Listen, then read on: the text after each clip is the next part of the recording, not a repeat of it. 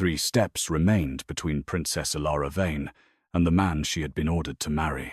Through the heavy silver veil covering her face, she could see fragments of the cathedral. Black stone pillars, rows of nobles dressed in winter colors, wolf banners hanging from the rafters. Nearly every seat was filled. Hundreds had traveled to witness the treaty marriage meant to end 20 years of bloodshed between their kingdoms. But Elara knew peace was not what had packed the cathedral. They had come to see her. More precisely, whether the rumors were true. Her mother's fingers had trembled when she fastened the veil that morning. Before Elara left the bridal chamber, she had repeated the Moonseer's warning, words Elara had heard since childhood. Love may loosen what binds you, but the chain will not break until you step beneath the full moon by your own will. Elara had almost laughed. The first condition had always seemed impossible enough. She reached the final step. At the altar stood Alpha King Ronan Blackthorne. He was larger than she had expected, broad-shouldered beneath a black ceremonial coat edged in silver, the crown of Valadorn resting like something made for war rather than celebration. Dark hair brushed his collar. A narrow scar cut through one eyebrow. His silver-grey eyes were fixed on her. Elara had heard stories about him long before their betrothal. Ronan Blackthorne had broken the Eastern Rebellion in one winter. Men who mocked other kings lowered their voices when they spoke his name. She had never wondered whether he was handsome. She had wondered whether he was cruel. The priest raised his hands. The vows began. Elara answered when required. Ronan did the same, his voice low and controlled. When the priest spoke of peace, duty, bloodlines, and the joining of 2 royal houses, Elara kept her chin level and ignored the whispers moving through the pews. Then came the veil. The priest looked to Ronan. For the first time that morning, Ilara's heartbeat stumbled. Ronan reached for the silver fabric. The veil slid back.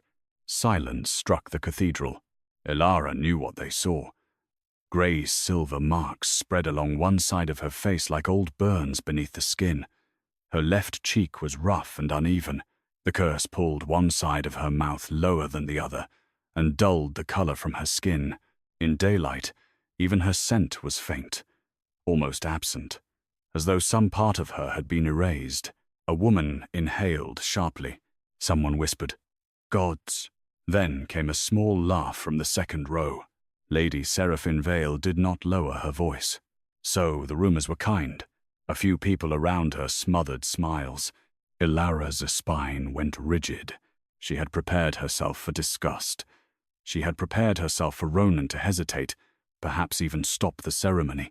What she had not prepared for was the sudden change in the air. Ronan stepped down from the altar, not toward Elara, toward the second row. The nobleman beside Seraphine stopped smiling when the Alpha King halted before him. Ronan's expression never changed. Was something amusing? The man swallowed. "Your Majesty, Then explain it." No one moved. Ronan waited until the silence became painful. The nobleman lowered his eyes. "Nothing, Your Majesty." Ronan looked over the row, including Seraphine. "Good." He returned to Elara.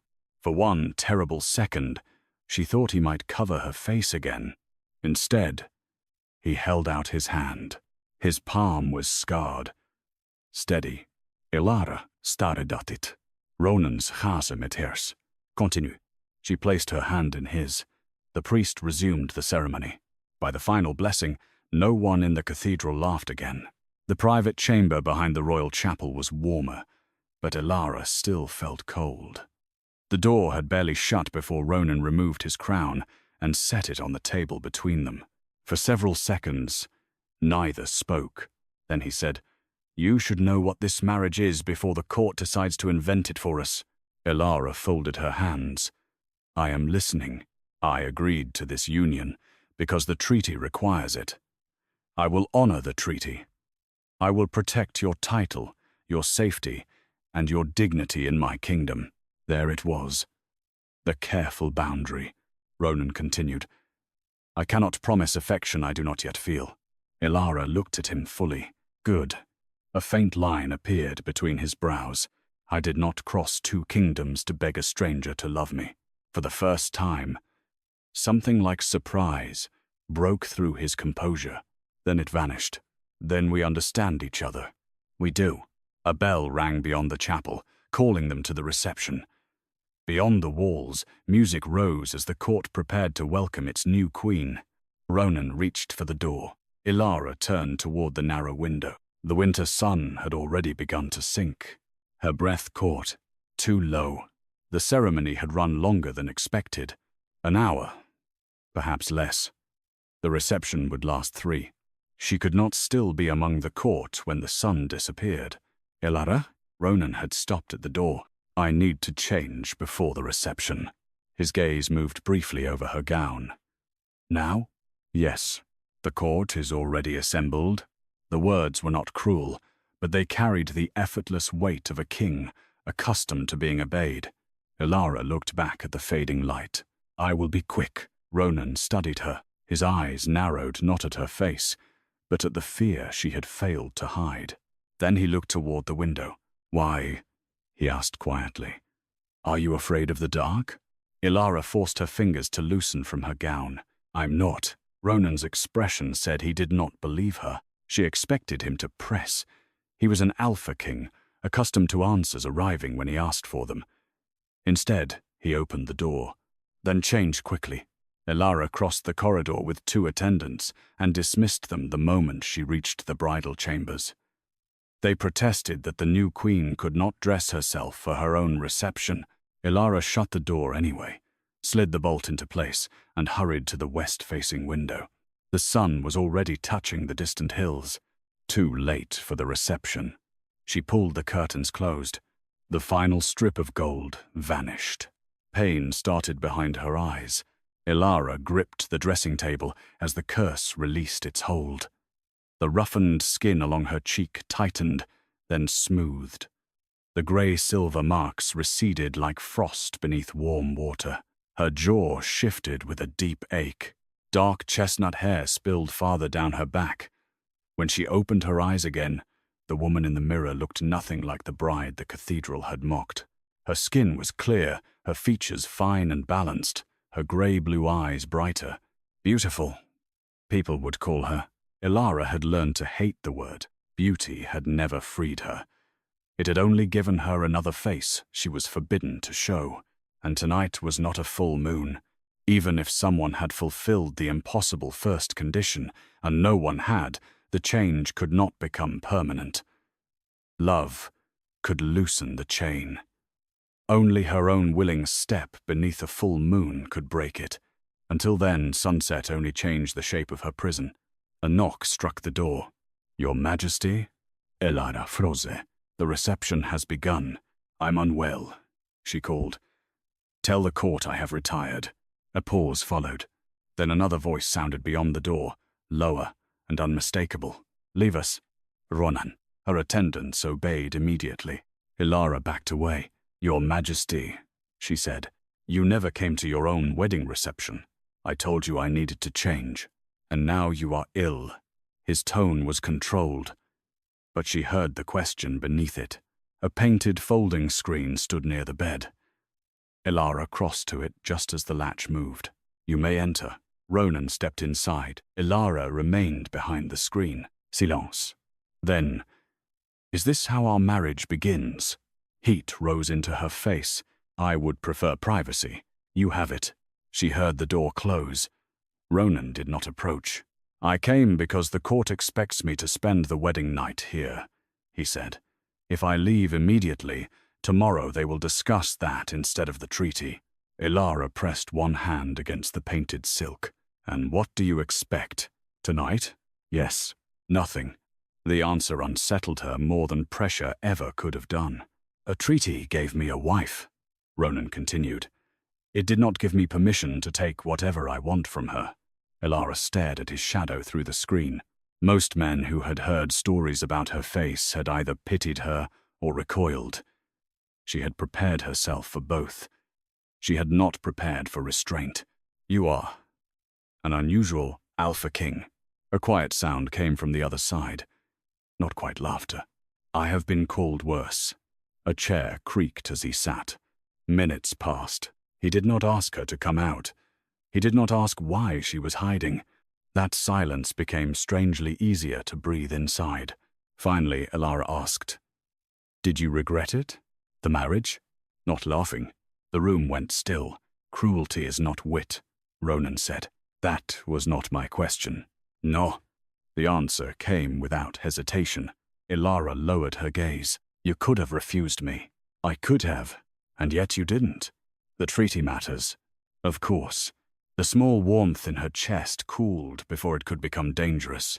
Ronan seemed to hear something in her silence. "Do not mistake duty for contempt, Elara." "I won't." Another pause. "Good night, my queen." His footsteps crossed the room. The door opened and closed. Elara waited until they faded before stepping from behind the screen. Ronan had nearly reached the turn toward his chambers when something inside him stirred. Varric, his wolf, had been quiet throughout the ceremony, unsettled by the queen's nearly non-existent scent. Now the animal surged awake so abruptly that Ronan stopped. A fragrance drifted through the royal wing. Moonlit cedar, winter roses, something wild beneath both. Female wolf, powerful. Varric pushed hard against the inside of his skin, searching. Ronan turned, trying to locate the source. The scent seemed to move through the old stone corridor itself, close, but impossible to place among the adjoining chambers and open stairwell. It did not feel submissive. It did not feel dominant either. It felt older than either.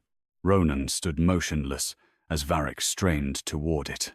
Somewhere in the royal wing, there was a wolf he had never encountered before, and for reasons Ronan could not explain, his own wolf wanted to find her. For 4 nights, Ronan caught traces of the same scent and never found its owner. It appeared after sunset and vanished before dawn, always somewhere inside the royal wing or the gardens beneath it. Varric noticed first, every time. The wolf would go unnaturally still, all restless instinct narrowing into a single point of attention. Yet whenever Ronan followed, there was nothing but cold stone, empty corridors, and moonlight. Elara knew none of this. By day, she sat beside Ronan at formal meals, listened to nobles speak around her, and endured the careful glances that lingered on the cursed side of her face. By night, once the palace quieted, she stood before the mirror in the form no one could be allowed to see and felt the walls shrinking around her. On the 5th night, she finally broke. The moon was only half full. The curse could not break tonight. Ronan had been called to a late council session, and the servants had withdrawn from the west corridor. Elara wrapped herself in a plain dark cloak and slipped down the servants' stair. The moon garden lay behind the old queen's wing, enclosed by high stone walls and nearly abandoned in winter. White moonflowers climbed the trellises around a dry fountain. Most remained tightly folded. They were said to open fully, only beneath a full moon. Elara stepped onto the path. One flower opened, then another. A line of pale blossoms unfurled along the wall as she passed, silver-white petals turning toward her. Eladus to red. That is new. Behind her, gravel shifted. Who are you? Her blood went cold. Ronan stood at the garden entrance. He had removed his ceremonial coat and wore a dark shirt beneath a leather council vest, sleeves pushed to his forearms. No crown, no guards. Somehow that made him look more dangerous, not less. Elara pulled her hood farther forward. I could ask you the same. His brows lifted. In my garden? She nearly cursed herself. Ronan came closer, slow and deliberate. Turn around. Every instinct told her to run. She did not. If she ran, he would follow. If he called the guard, everything was finished. So Elara turned. Moonlight fell across her face. Ronan stopped. For the first time since she had met him, his composure visibly fractured. Only for a heartbeat, a pause, a slight tightening of his jaw, then the king returned. Inside him, Varric became completely still. Not submissive, not aggressive, not even curious in the ordinary way. Listening. Ronan had never felt the wolf listen to another presence before. His gaze sharpened. "What is your name?" Elara's mind raced. "Nissa." "Nissa what?" "Just Nissa. No one inside these walls is just anything." Elara folded her arms beneath the cloak. "Perhaps that is a problem with these walls." The corner of Ronan's mouth moved. Barely. Then his attention shifted to the open moonflowers. "They were closed when I crossed this garden an hour ago. Perhaps they prefer my company." Varric remained silent, but every part of the wolf's awareness seemed fixed on her. Moonlit cedar. Winter roses. The same impossible scent Ronan had followed through the royal wing. "You have been inside the palace," he said. It was not a question. "I serve the queen." Something changed in his eyes. Elara, hearing her own name from him while wearing another face, made her pulse jump. "Yes." "Doing what?" "Whatever she asks. That tells me nothing. It tells you what you need to know." Ronan studied her. "Does she trust you?" Elara blinked. "Why do you care?" "She is surrounded by people who arrived at our wedding hoping to see her humiliated." The bluntness struck harder than she expected. "She has you." Ronan looked toward the fountain. "She has a king." Elara tilted her head. "Do you think that comforts her?" "No." The honesty surprised her. "Then why does she stay?" His jaw shifted. "Because leaving would hand this court the story at once, that she was too weak to stand beside me. And if standing beside you costs her more than you know." His eyes narrowed. "Has she told you that?" Elara realized too late how close she had come to revealing herself. "No," she said, "but people often pay more for duty than kings notice." That landed. Ronan went very still. For one dangerous second, neither moved. Elara became acutely aware of how alone they were, and that this man still had no idea he was standing before his wife. She asked softly, "Do you dislike her?" "No." "Do you find her difficult to look at?" His voice cooled. "I dislike that question." "Why?" "Because everyone asks about her face before they ask who she is." Elara forgot to breathe. Ronan stepped closer. "And if you truly serve her, you should know better." Shame and something warmer twisted together in her chest. "I do." A bell sounded inside the palace. Midnight. Elara stepped back. "I should go." Ronan did not stop her. "Will I see you again?" The question surprised both of them. Elara pulled up her hood. "You are the king. I imagine you see whoever you wish." "No," Ronan said quietly. "Not always." She left before he could ask anything else. Ronan remained beside the fountain long after the gate closed. Around him, the moonflowers were still open. Inside him, Varric had not relaxed. The wolf was not chasing her. It was waiting. By the end of the week, Elara had learned that court cruelty often arrived dressed as concern. Lady Seraphine asked whether the queen was tired whenever Elara declined an evening gathering. Council wives wondered whether Kanar women were unusually delicate. Men who had laughed at the wedding now asked why their queen disappeared before sunset. Ronan noticed the pattern. He also noticed that Elara never answered the questions. At breakfast on the morning of the royal hunt banquet, he set down a sealed council letter beside his plate.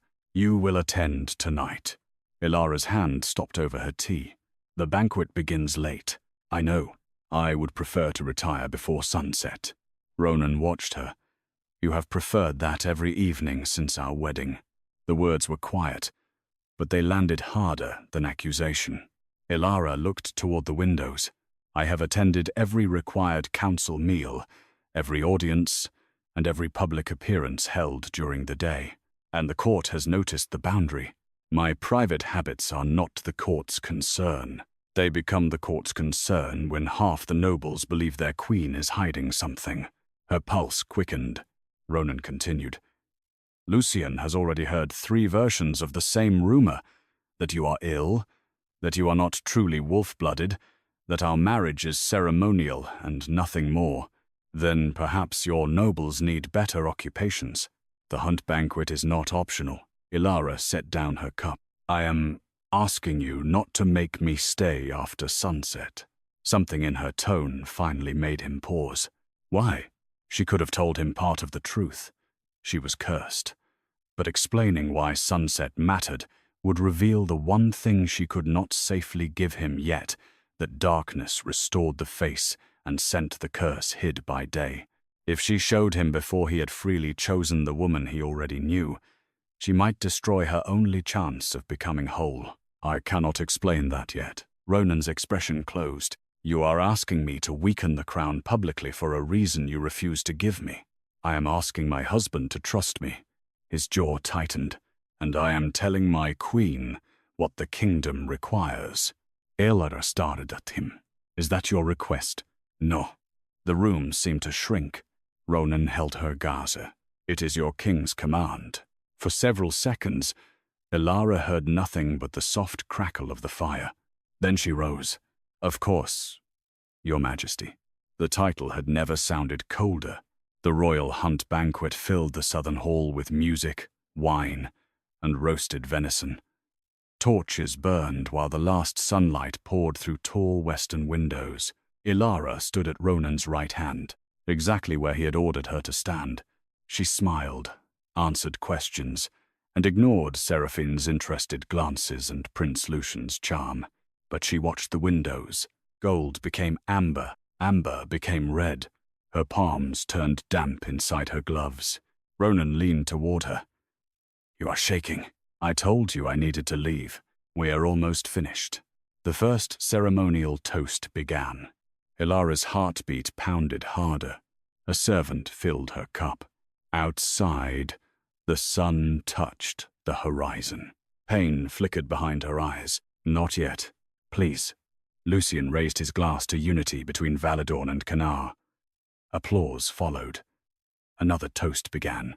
Elara felt the skin beneath the grey-silver marks on her neck tighten. She put down her cup. I am leaving. Ronan caught her wrist. Not hard, but enough. Elara. She looked at his hand around her wrist, then at him. Let go. For a heartbeat, the Alpha King in him resisted the command coming from his own wife. Then he released her. Too late. A sharp ache moved through her jaw. Elara turned away, lifting one hand to her face as she crossed the hall. Whispers followed. She did not walk. She ran, through the side doors and down the gallery. Behind her, someone else entered the corridor, a young woman in Seraphine's household colors. Elara did not see her. The final sunlight died as Elara reached the turn toward the royal wing. Her curse shifted. Grey marks along the side of her throat faded beneath her collar. The skin around her jaw smoothed, and with the change came scent. Moonlit, cedar, winter roses. The maid behind her stopped, dead. Elara reached her chambers, slammed the door, and locked it before the transformation completed. Outside, the maid remained frozen for several seconds. Then she turned and hurried back toward the banquet.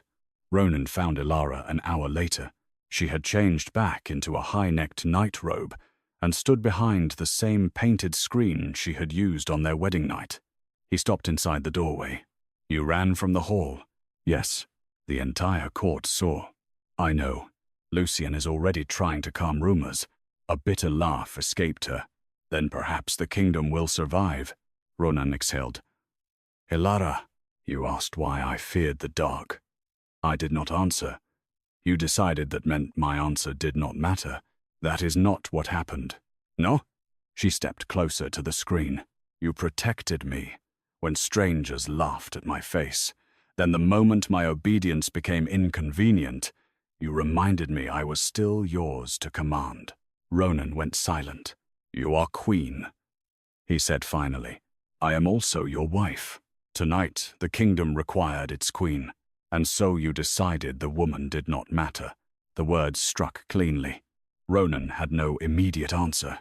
That hurt, more than anger would have. Elara lowered her voice. Please leave. He did not move. Elara, Your Majesty. There it was again. The wall between them, rebuilt in 2 words. Ronan left. Neither of them saw the maid enter Lady Seraphine Vale's private sitting room 20 minutes later. Seraphine dismissed everyone else. Well? The maid swallowed. Something happens to her at sunset. Seraphine's eyes sharpened.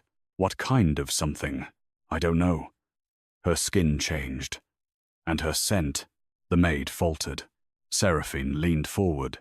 Tell me everything. For 3 days after the hunt banquet, Elara spoke to Ronan only when duty required it. She attended breakfast and council, answered when addressed, and left when business ended. At night, the painted screen remained empty. Ronan noticed. On the 4th morning, he found her alone in the eastern gallery. His right hand was wrapped in linen, an old sword scar across his palm, split open again during training before dawn. Elara. She stopped. I owe you an apology. That is not in dispute. I should not have ordered you to stay. No. I thought the court's suspicion was becoming dangerous. It was. Elara faced him. You keep asking me to believe you regret what happened. I do. What I do not know is whether, under the same pressure, you would make the same choice again. Ronan opened his mouth. No answer came. Elara nodded once. That is what I thought. She walked away. For the rest of the day, Ronan heard her question whenever he gave an order. He had spent years believing hesitation was a luxury kings could not afford, but Elara was his wife, and he had treated trust like something she owed him first. Knowing that did not repair what he had broken. That afternoon, Lady Seraphine stood in her father's study with the maid from the banquet. Lord Garrick Vale listened while the girl described the fading marks, the change in Elara's scent, and how the queen had fled before the transformation finished. When she left, Seraphine folded her arms. Well? Something in her blood changes with the light. You think she has another form? I think we know too little. Garrick removed a narrow ledger from his cabinet. There are old compounds designed to provoke dormant wolf traits. Seraphine's eyes sharpened. You want to test her. I want to know what Ronan married. Seraphine hesitated. A public reaction, if possible, and no permanent harm?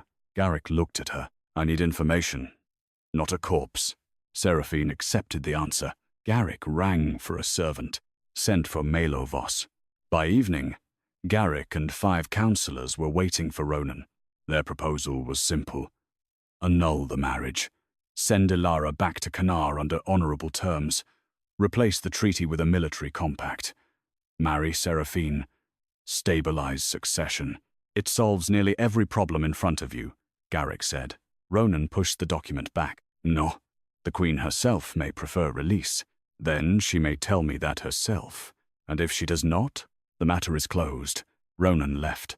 The treaty had brought Elara to his altar.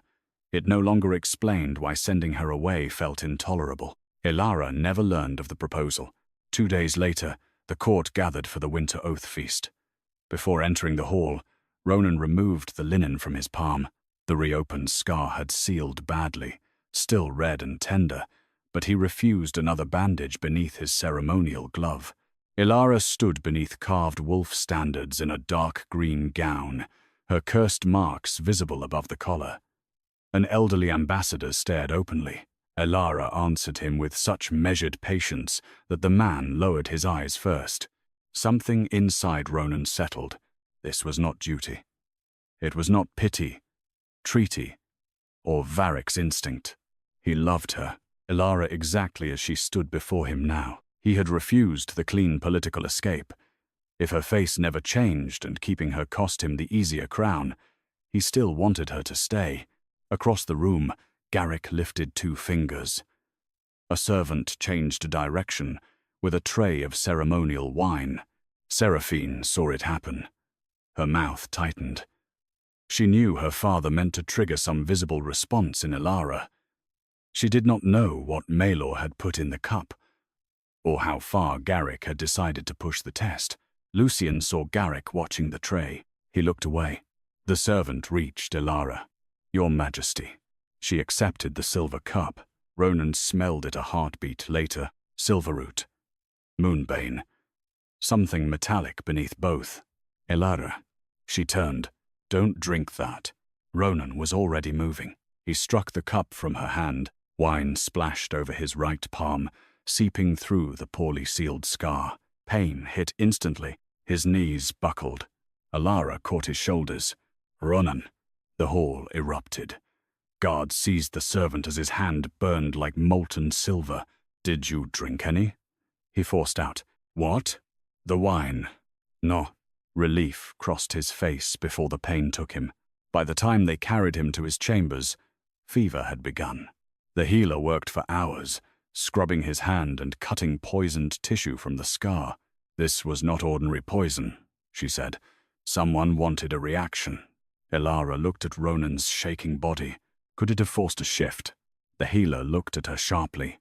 If they knew what they were looking for. Elara remembered footsteps behind her after the hunt banquet. Someone had seen enough to build a test around what happened at sunset. Near midnight, Ronan finally opened his eyes. Elara had forgotten the hour until his unfocused gaze found her true face. Ronan stared. "Who are you?" Her heart stopped. He did not know her. Ronan tried to push himself upright. "Where is my wife?" "You must lie down." "Elara." His breathing turned ragged. "Where is she?" "She is safe." He caught her wrist. "Promise me." Elara looked at the man who had hurt her, failed her, and had just thrown himself between her and poison. "I promise." Only then did Ronan let go. His eyes closed. Elara sat beside him until dawn, listening to his breathing and wondering when anger had become fear, and when fear had become love. Ronan did not die. For 3 days, Elara considered that the only victory worth naming. The fever rose and fell without pattern. Sometimes he slept so deeply the healer checked his throat for a pulse. Sometimes he woke fighting something no one else could see, his body trying to shift and failing. On the 4th morning, the fever broke. Ronan opened his eyes to sunlight and found Elara asleep beside his bed. Daylight had returned the grey-silver marks to her face. The beautiful stranger from the night before remained only a fever-blurred memory. He remembered asking for Elara. He remembered relief when someone promised she was safe. Nothing clearly enough to connect the two women. "Elara." She woke immediately. "You're awake." "So it appears." The healer arrived and asked him to call his wolf forward. Ronan closed his eyes. "Varek." Nothing answered. He tried again. For most of his life, the wolf had existed behind every thought. Sometimes quiet, sometimes furious. Always there. Now there was silence. "I can't feel him." The healer unwrapped Ronan's right palm. Blackened lines radiated from the old sword scar. The compound damaged the bond between human and wolf. Can it be reversed? I don't know. An alpha without his wolf could still rule on paper. Valadorn's crown had never rested on paper alone. If the council learned Varek was gone, a challenge could begin before Ronan could stand without help. "No one outside this room learns what happened to my wolf." The healer nodded. Elara did not. By afternoon, the healer returned with a vial and several pages. "I separated the residue." "Silverroot and Moonbane?" Elara asked. "Yes, but those alone would not have severed Varek. There is ash of myrrh in the mixture, rare, regulated, and used only by licensed royal alchemists." "Who has access?" Ronan asked. 3 in the capital. One is Maelor Voss. She placed an old formulary beside the vial. His registered work includes a warning about this exact stabilizer. At high concentration, Moonbane held with ash of myrrh can rupture an alpha's bond if it enters broken skin. Ronan's gaze hardened. So whoever mixed it could have known. Could have. We still do not know what dose was ordered, or by whom. Elara turned a page and stopped. Beside an older Moonbane formula was a faded emblem. A silver crescent crossed by 3 claw marks. She touched it. "I have seen this shape before." The healer looked closer. Moonborn mark. An extinct lunar bloodline, according to the old texts. Some of these compounds were once used to suppress abnormal scent and shifting in that line. Elara felt suddenly cold. Beneath her collarbone, hidden under fabric, lay a pale birthmark. She had never understood a crescent cut by 3 faint lines. Beneath the emblem, a later archivist had copied an old tribunal statute. When a royal consort's bloodline was formally challenged, the Moon Tribunal could demand lunar verification at the next full moon. Elara read the sentence twice. The law was ancient, rarely used, but still marked valid. She said nothing about the birthmark. Not proof. Only another question. Find Maelor, Ronan ordered. When he tried to stand, the room tilted. Elara caught his shoulder. I can stand. Apparently not yet. I said, and I heard you. Their eyes met. A week earlier, he would have turned the sentence into an order. This time, he let her help him back. That evening, Captain Dane brought another discovery. A palace maid had reported seeing a woman in Seraphine's household colors following Elara after the hunt banquet. The description matched no one currently assigned to Seraphine. She vanished from the palace roster the next morning. Dane said. Elara went still. Ronan looked at her. The night someone followed you after I made you stay. Yes, and days later, that cup reached your hand. That does not prove the two are connected. No, but the timing was difficult to ignore.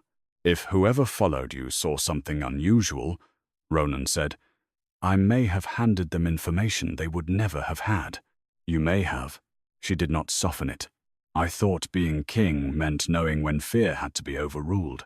You never learned whether it was fear. No, you never asked. His voice dropped.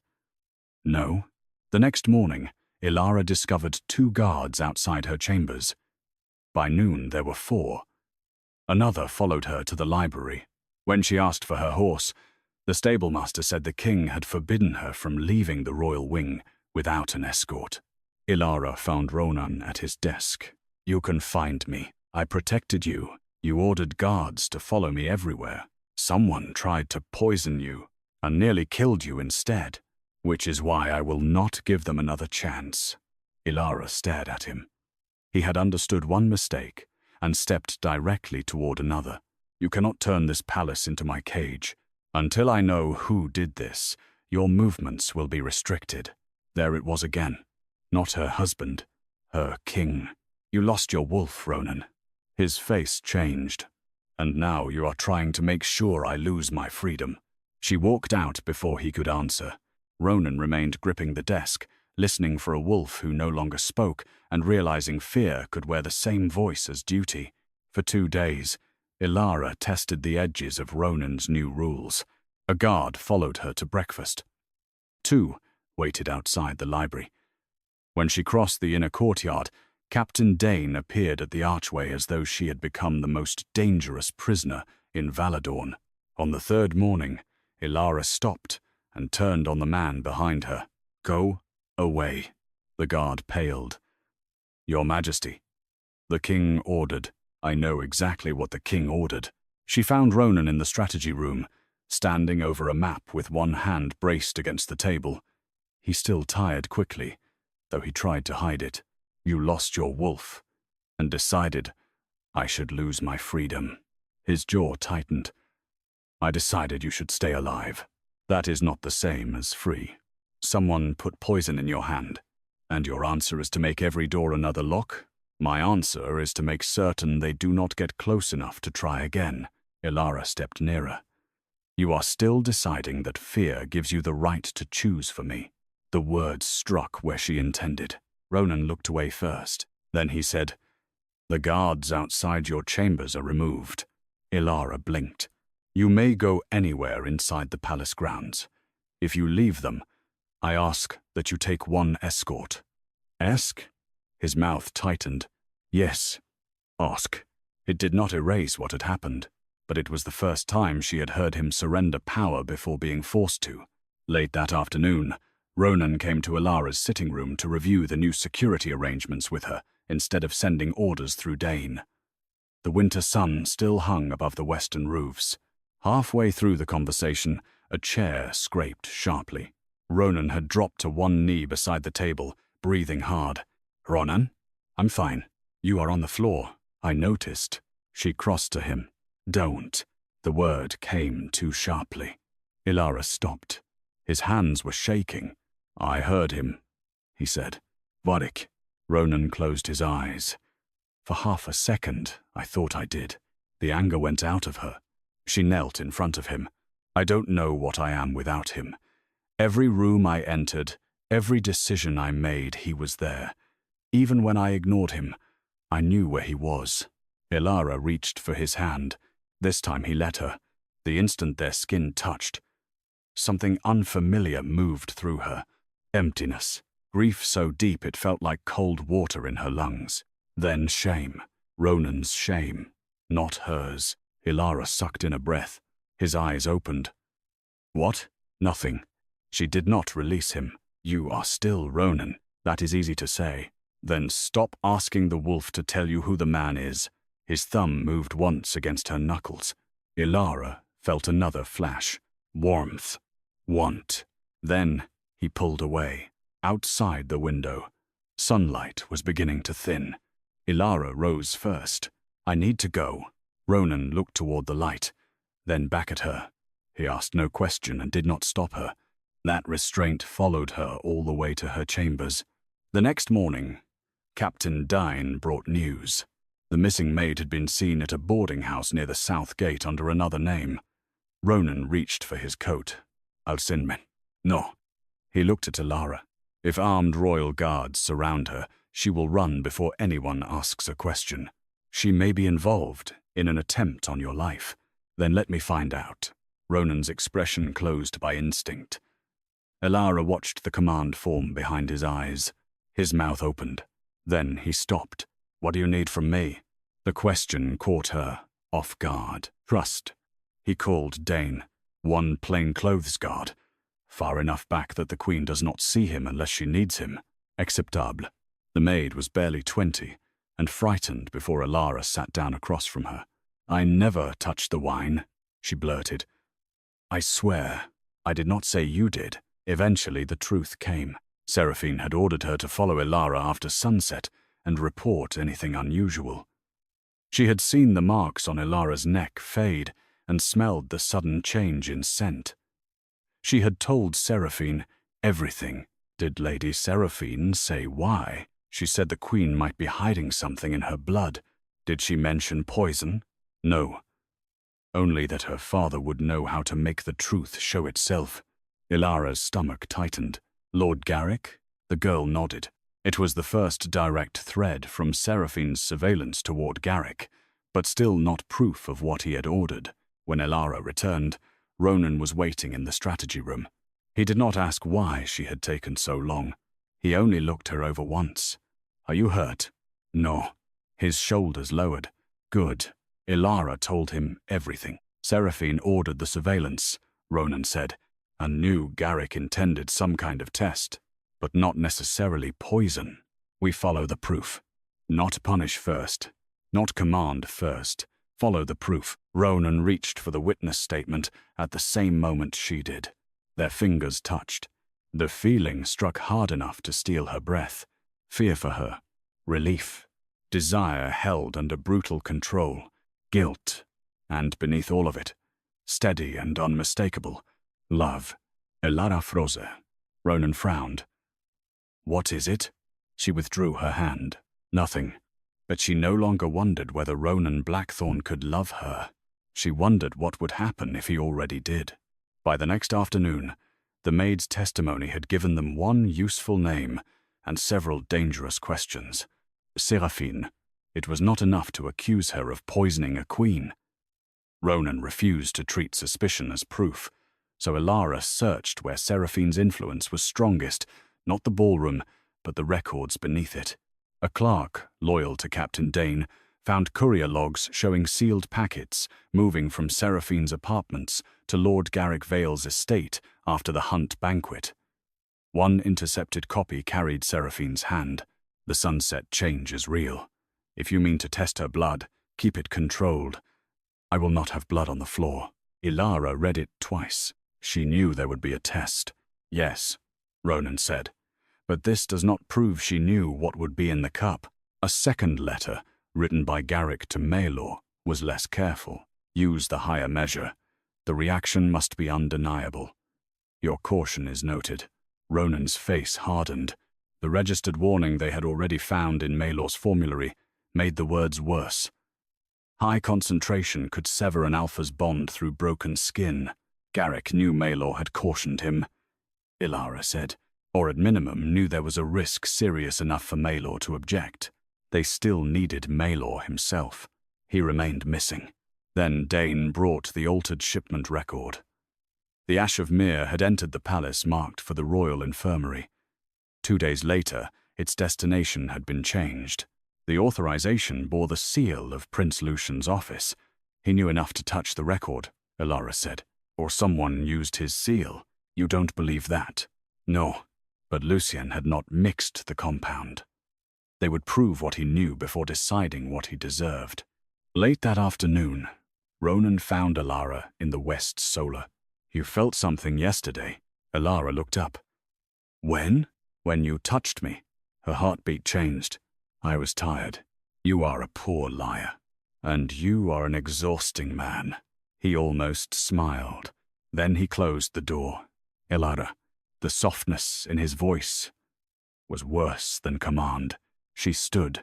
I need to go. His gaze shifted toward the window. The sun was low. Every time we get close to something you don't want me to see, you disappear. That is not fair.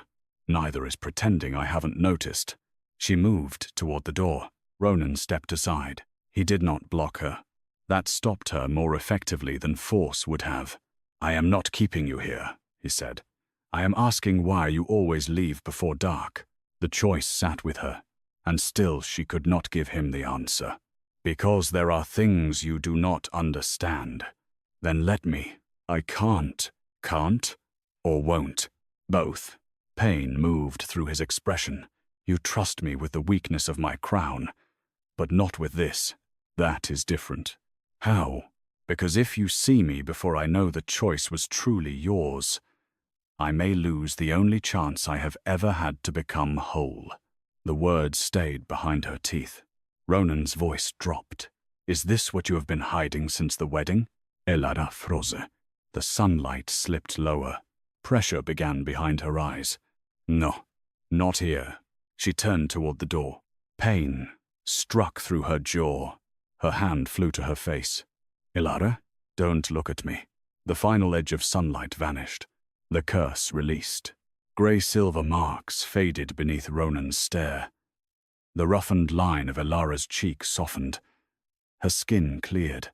Dark chestnut hair spilled farther over her shoulders as her features shifted into the face she had hidden every night since childhood. Then scent filled the room. Moonlit cedar. Winter roses. Ronan went completely still. Nessa, he whispered. Understanding followed. Elara? She closed her eyes. Yes. You were the woman in the garden. Yes. The night. I was poisoned. Yes. And you let me believe. I let you believe what I had to. She stepped back. Now you know. Ronan said nothing. Fear sharpened inside her. And now, I will never know whether you loved me before seeing this. His eyes snapped to hers. I already did. She stopped breathing. I refused Garrick's annulment before the poison ever touched me. Before I knew that face belonged to you. He offered you Seraphine, and an easier treaty, an easier succession. And you said no? Yes. Why? Because I did not want another wife. Her throat tightened. I had already chosen you. I knew what I felt before I knew what sunset did to you. The love Elara had felt through his hand had not begun with this face. That did not erase his mistakes, but it changed what the curse meant. So she told him everything. The two forms, the moon seer, the rule her mother had repeated since childhood. Love could loosen the chain, but only Elara's own willing step beneath a full moon could break it. If I had shown you this face before you chose me freely, I might have destroyed my only chance. Ronan absorbed that in silence. And the next full moon? 13 nights from now. A hard knock struck the door. Captain Dane entered after Ronan answered. The High Council has invoked the Moon Tribunal. Ronan's expression hardened. When? At the next full moon, they are invoking the old royal blood statute. Elara remembered the law copied beside the moonborn emblem. 13 nights. The same moon that might free her would now be used to question whether she belonged beside the king. Ronan looked at her. This time, neither looked away. 13 nights gave them time to finish what the evidence had already begun. Maelor Voss was arrested at a hunting lodge 2 days from the capital. Confronted with his registered formula, Garrick's letter ordering the higher measure, and the palace shipment record, he confessed. He had warned Garrick that the stronger concentration could damage an alpha's bond if the compound entered broken skin. Garrick had ordered it anyway. Seraphine had supplied the information about Elara's sunset changes and knew her father intended a controlled blood test. Her own letter proved she had warned him against bloodshed. Lucien had discovered the altered shipment after the trap was prepared. Instead of exposing it, he changed the registry and protected the operation from scrutiny. No new mystery remained, only judgment. The Moon Tribunal gathered beneath the full moon in the oldest hall of Blackthorne Palace. A circular opening in the ceiling cast silver light across the central stone floor. Elara stood beside Ronan in a deep silver hood and veil that concealed her night form. The court knew her appearance changed after sunset now. They did not know what the veil hid. Before entering the hall, Ronan had asked only one question. "Do you want the veil?" Elara had looked at the silver fabric in her hands. "Yes, until I decide otherwise." He had nodded and touched nothing. That small exchange stayed with her now. Once, he would have decided what the crown required and expected her to endure it. Tonight he had entered the most dangerous political chamber in Valadorn without knowing what choice his queen would make. Ronan wore the crown. Varric was still silent. Garrick stood under guard. Seraphine sat behind him, pale and rigid. Lucien looked as though he had not slept in days. Maelor's confession was read. The missing maid testified. Seraphine's letter followed. Then Garrick's order to Maelor. The evidence formed the same chain Elara and Ronan had uncovered piece by piece. "You knew your father intended to test me," Elara said from behind the veil. Seraphine met her eyes through the silver fabric. "Yes, but you believed it would be controlled." "Yes. You still gave him the information." Seraphine swallowed. "I did. It was not innocence, but neither was it the same guilt as Garrick's." Lucien's altered record came next. "You knew enough to hide the shipment," Ronan said. "I knew Garrick was planning to expose her. I did not know what the compound would do to you. But after the feast, Lucien said nothing. You saw what happened, and still changed the record." Lucien looked away. That silence answered enough. Garrick was removed under charges of treason and attempted regicide. Seraphine would face judgment for conspiracy and unlawful surveillance. Lucien was stripped of council authority and succession rights pending final sentence. But the tribunal did not end. An elder council arose. "Lord Garrick's crimes do not resolve the condition of the crown." The hall quieted. Valadorn has an Alpha King who cannot call his wolf. Ronan did not move. "I cannot feel Varric," he said. Shock passed through the nobles. The councillor turned toward Elara. And under the royal blood statute, the queen's concealed lineage remained subject to lunar verification. The law no longer surprised Elara. She had read it 13 nights earlier beside the old moonborn emblem. The councillor pointed toward the circle of moonlight. "Command your queen to remove her veil and stand beneath the full moon." Silence. Weeks earlier, Ronan had kept Elara beside him as daylight died because the crown demanded it. She remembered his hand around her wrist. "It is your king's command." Ronan remembered too. "No," he said. The councillor frowned. "Your Majesty, I will not command her. If she refuses, her blood legitimacy remains unresolved."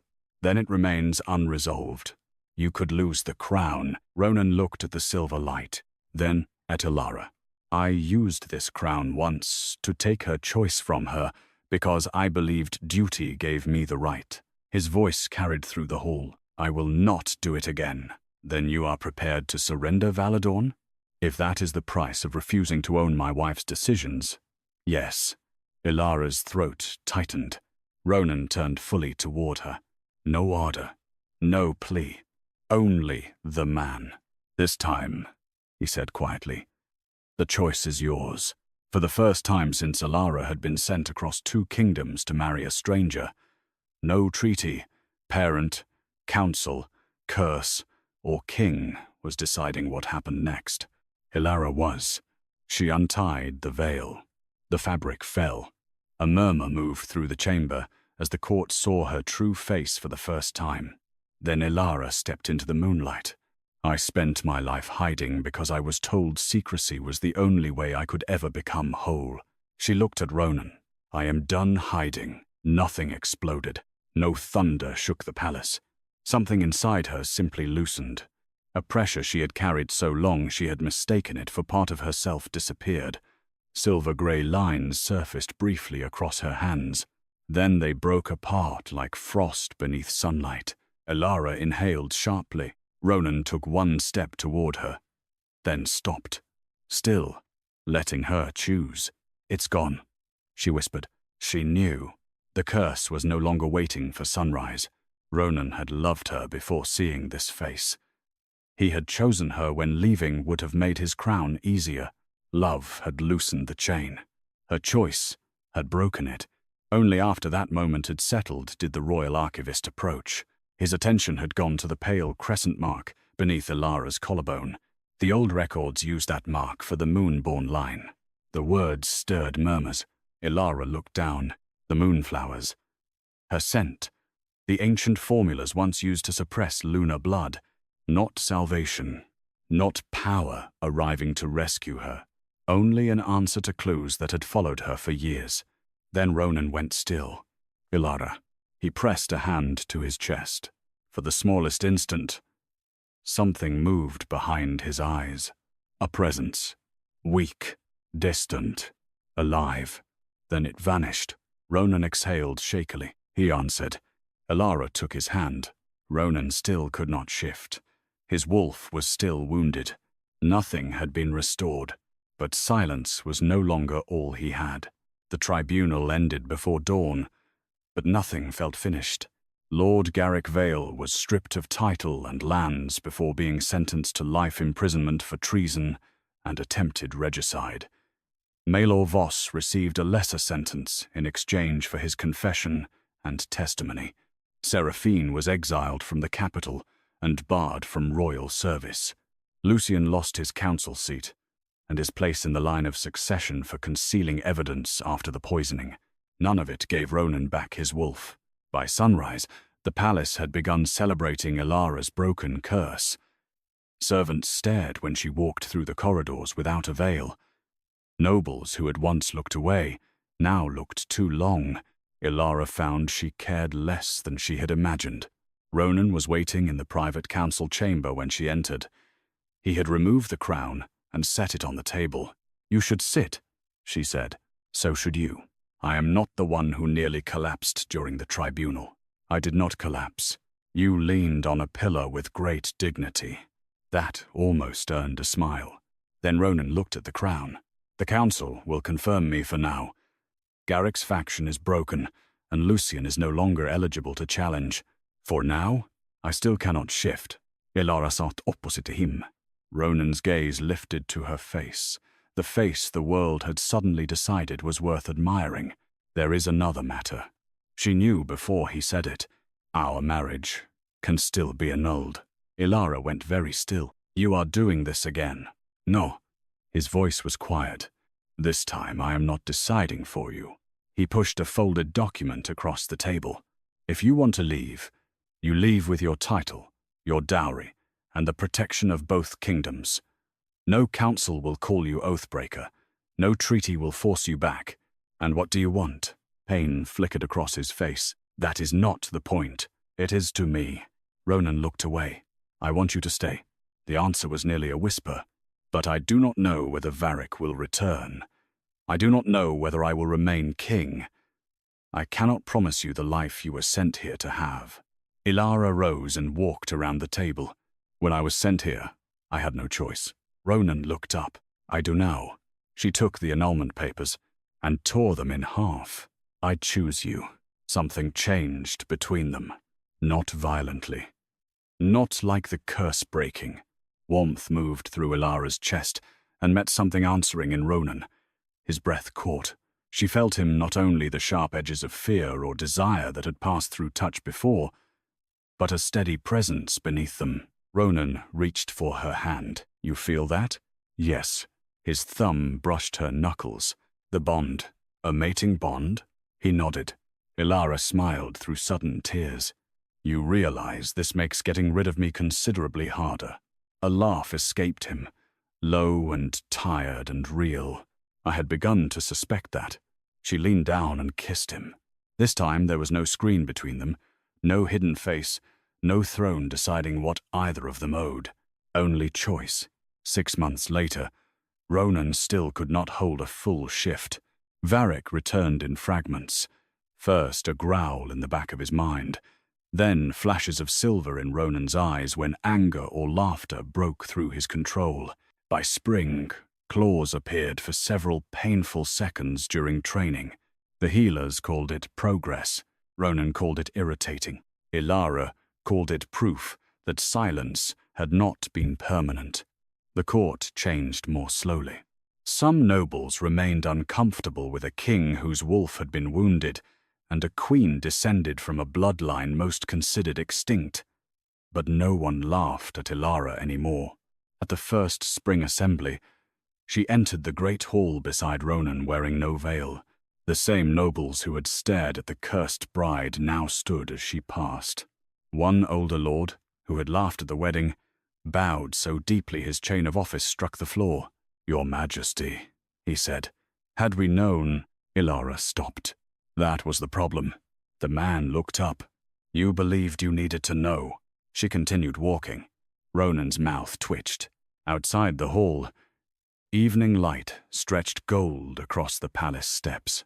Ronan offered his hand. Elara took it. The sun slipped beneath the horizon. Nothing happened. No pain behind her eyes. No shifting bones. No second face waiting in the dark. Ronan watched her carefully. Still afraid of sunset? Elara looked at the man who had once tried to command away what he did not understand, then learned to stand beside what he could not control. Not anymore. Together, they walked into the night.